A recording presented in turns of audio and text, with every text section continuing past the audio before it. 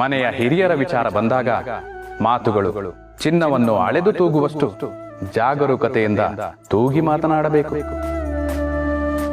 ಮೊದಲೇ ದೈಹಿಕವಾಗಿ ಶಕ್ತಿಯನ್ನು ಕಳೆದುಕೊಂಡಿರುವ ಜೀವಗಳಿಗೆ ನಾವು ಎಲ್ಲರಿಗೂ ಭಾರವಾಗಿದ್ದೇವೆ ಎನ್ನುವ ಭಾವನೆಯೇ ಹೆಚ್ಚು. ಅಂತಹ ಸಂದರ್ಭದಲ್ಲಿ ಅವರ ಆತ್ಮವಿಶ್ವಾಸವನ್ನು ಹೆಚ್ಚಿಸೋ ಕೆಲಸವಾಗಬೇಕೇ ಹೊರತು ಆತ್ಮಗೌರವವನ್ನು ಕುಂದಿಸೋ ಕೆಲಸವಾಗಬಾರದು. ಮಕ್ಕಳು ಶತ್ರುಗಳಾಗಿ ಬದಲಾದರೂ ಅವರಿಗೆ ಒಳಿತನ್ನೇ ಬಯಸಿ ಹರಸೋ ಜೀವಗಳು ಯಾರಾದರೂ ಇದ್ದರೆ ಅದು ಹೆತ್ತವರು ಮಾತ್ರ. ನಿಮ್ಮಿಂದ ಅದೆಷ್ಟೇ ತಪ್ಪಾದರೂ ಮೊದಲು ಕ್ಷಮಿಸಿ ನಂತರ ತಿಳಿ ಹೇಳುವ ಜೀವಗಳಿದ್ದರೆ ಅದು ಹಿರಿಯರು ಮಾತ್ರ. ಮನೆಗೊಂದು ಮಗು ಹೇಗೆ ಮುಖ್ಯವೋ ಹಾಗೆ ಆ ಮಗುವಿನ ಸರ್ವತೋಮುಖ ಸಂಸ್ಕಾರಯುತ ಬೆಳವಣಿಗೆಗೆ ಹಿರಿಯರು ಅಷ್ಟೇ ಮುಖ್ಯ.